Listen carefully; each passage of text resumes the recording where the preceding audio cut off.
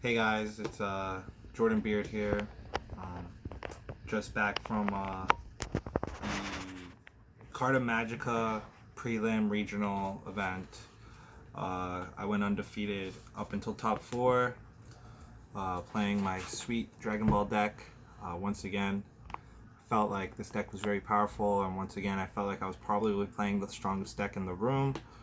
It was really strong, really good. Had a great weekend.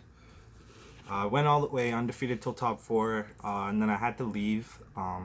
So I just gave the win to Danny Hype, who I was playing, who actually ended up winning. So I'm glad he won. Yeah, so it was a good event. I had a good time, but unfortunately I didn't get to win. But I was undefeated, and it would have been a good game between me and Danny, that's for sure. So I posted my deck list. I posted that I topped and went undefeated, and everybody was asking for the deck list. I posted like a picture of the deck list, but a lot of people asked me for an in-depth profile. So here we go. I'll give you guys one of those.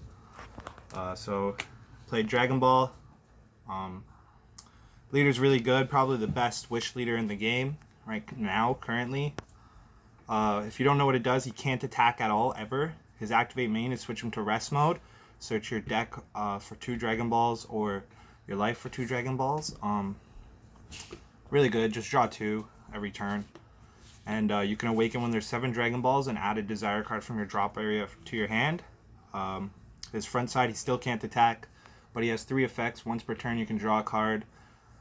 His other effect is once per turn, you can activate a desire card for free without paying its energy, which I used a lot just to restand energy so I could counterplay. You'll see in the deck. And his last ability, triple attack, another one that's pretty much the only one I use mostly. Like the turn I awaken, I would just use it right on that turn. It was really powerful. You gave your battle card triple attack and 1,000 power for the rest of the turn. Very powerful. So I'll just get into the deck now. I'll quickly skip over things that don't really need explanations.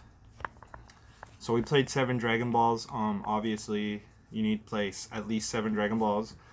We don't have time to be playing the 1-star or the 2-star Dragon Ball because those cost energy, and we're trying to use our energy the most efficiently, and Dragon Balls costing 0 is the best way to do that.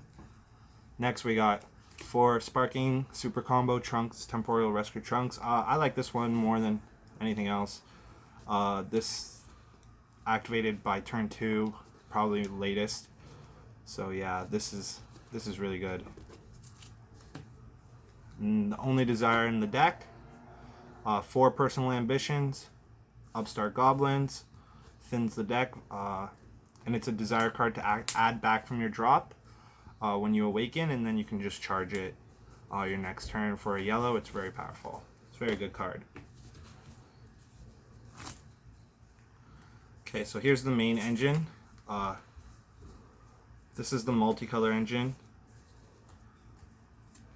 Now, I played like a U6 deck with not that many U6 cards. So these were the main heart and soul. These Vados, very powerful. These cards are really good. You can really, what you're trying to do, you mulligan for any multicolor energy, and you charge it turn 1. Turn 2, you charge your second blue, and turn 3, you charge a yellow, and you go off from there. Vados is insane. He changes all of your U6 10k combo cards. So we played these and one more 10k U6, and he makes all of those free. So you pretty much can never die to combo when you have him on board. This card is also amazing. This card, when you play it, if you don't know what it does, when you play it during your turn for a rival 1 yellow, you can turn a Borgo or turn any battle card into rest mode and negate its effect for the rest until your opponent's end of your opponent's next turn. So this is really good in the mirror match. I could when they brought out their Champas. Oh, if you don't know what Champa does, this card's insane. A rival 1 yellow, reduce the cost of every Universe 6 to 0, like I said. And his permanent is if you try to remove it from the battle area in any way except for battle, I can discard a card, and tap an opponent's energy. So it was really good. No one ever tried to do that because they'd be insane. I don't think I've ever used that ability. No one ever kills these. These are like almost impossible to remove. So something about this card that was really good, that I did a lot. I can play this on my turn to shut off the opponent's Vados and Champa, and now their hand that's full of 10Ks, now they can't combo those for free, and I'm free to do whatever I want. And yeah, it was great. This card stole a lot of games off red, green, blue leaders. I try to side it out against anything that plays yellow because Crusher Ball, Mutaito, Champa, they all wreck this. But this card is great. I really enjoyed it, and it was a 9th multicolor energy at worst part. So great engine here, right here, for my multicolor. I didn't think I felt like I needed any more. These were powerful. And they all have a rival except for the Vegito. Just cost 1. So if you play this deck or ever see me playing it on stream, you'll see that the arrival is very important, and that's why you need to charge yellow, and that's why Personal Ambition, grabbing it off of that, is very good. Next up, we got the Caulifla engine.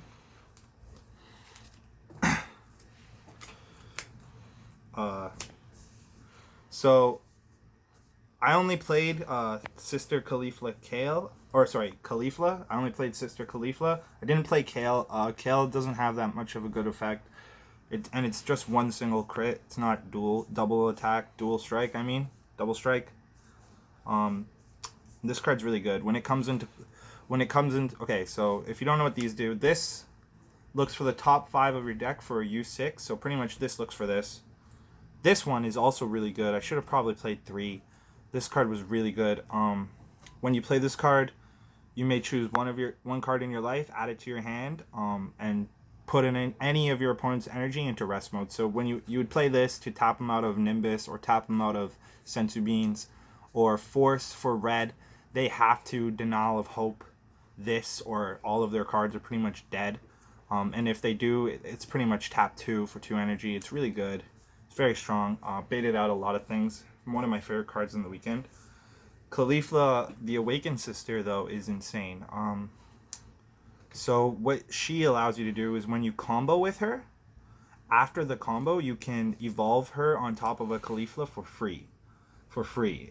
With Champa and Vados out. So Champa and Vados makes her 0, and you evolve for free and get to tap any battle card or energy. So really what you're going to do is spam out a bunch of these and tap them out completely, give this triple attack, and just kill them. Just kill them from there. You have so many swings, you have so many double strikes.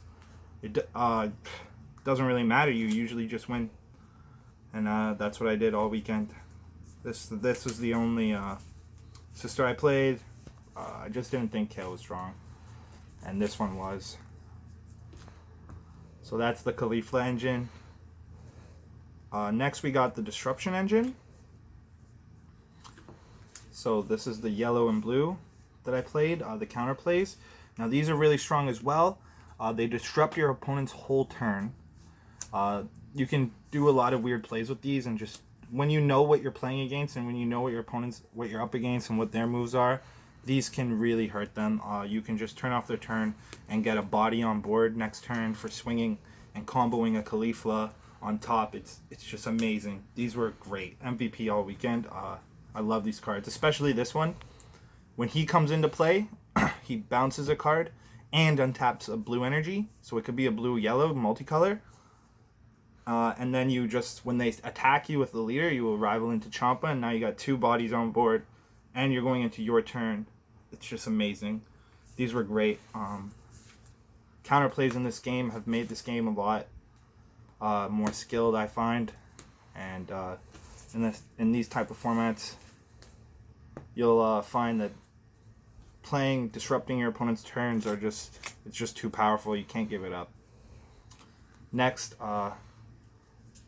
really good starter. Shout out to my boy Shad. Shout out to all of my friends for helping me with this deck. You all know who you are. But yeah, specifically shout out my boy Shad. He was the one who convinced me to play this. In my original builds, I was playing like a real slow counterplay deck with like Zeno buttons and things like that.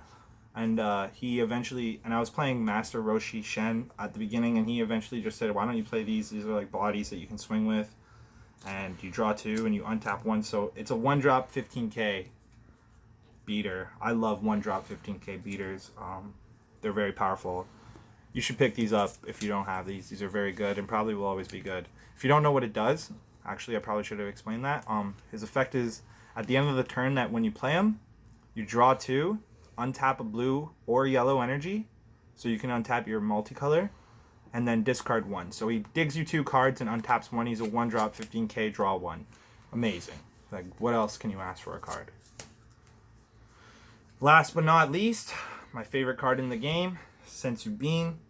If you don't know how strong this card is, you should watch the show because they're popping them like vitamins, okay? And they're amazing. Last card, Mira. Stole so many games with these. A lot of people thought they had me with Sparking Negates or whatever. They thought like, okay, this is his last attack. I'm at 2 attack. I'll swing. They Sparking Negate. I'm all rested out. I have 1 energy left. Boom. Mira, swing, GG. Everybody. I hit almost everybody with this. Triple stack with this or the secret rare. It was never like... It was pretty straightforward games. If you ever play this deck, you'll understand what I mean. So that's the main deck. I think that's all of it. I don't know. It's been a while, but it's very strong. I would suggest you guys give it a try. I wouldn't even really change much. Maybe 1-2 cards. I would definitely try to fit a 3rd Caulifla because it's that good. A 3rd 2-drop Caulifla. It's very powerful. I'll go into the side deck, which I think was a little bit lacking, but I kind of just didn't really need it. I'll just start over with the cards I thought were the most lacking, or these 5. These cards here are black. They don't have color, so you can't charge them. They suck because of that. Like if you don't need them, you can't use them. This card was okay, but like I never even got to use it. These cards weren't that great. As good as I thought they were gonna be. I sided them in a couple times, but then I never needed them, and I was upset that I had them because they weren't yellow or blue when I wanted to charge. So I stopped siding them for the rest of the tournament.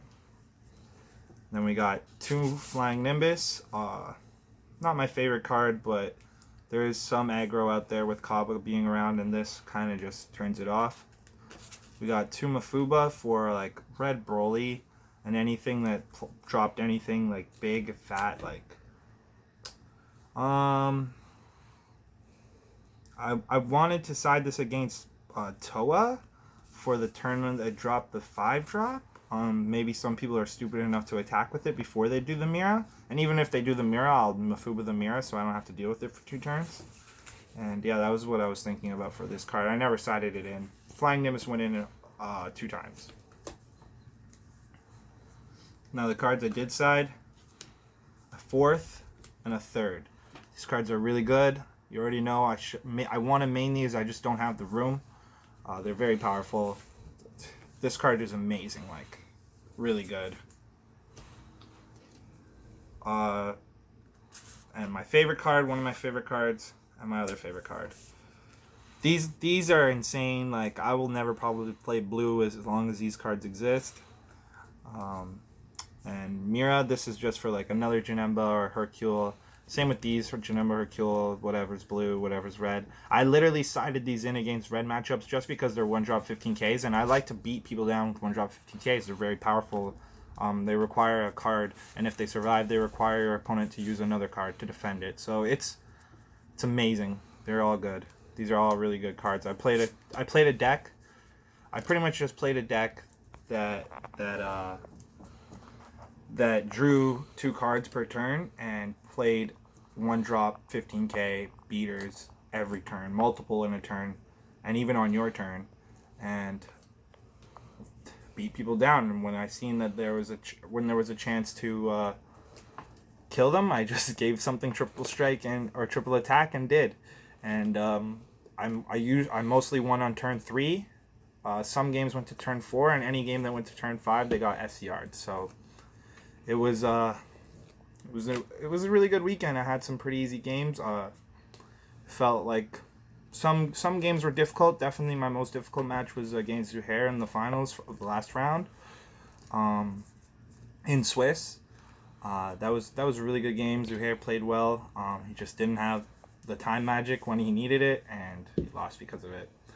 And he owes me a Whopper or a Big Mac.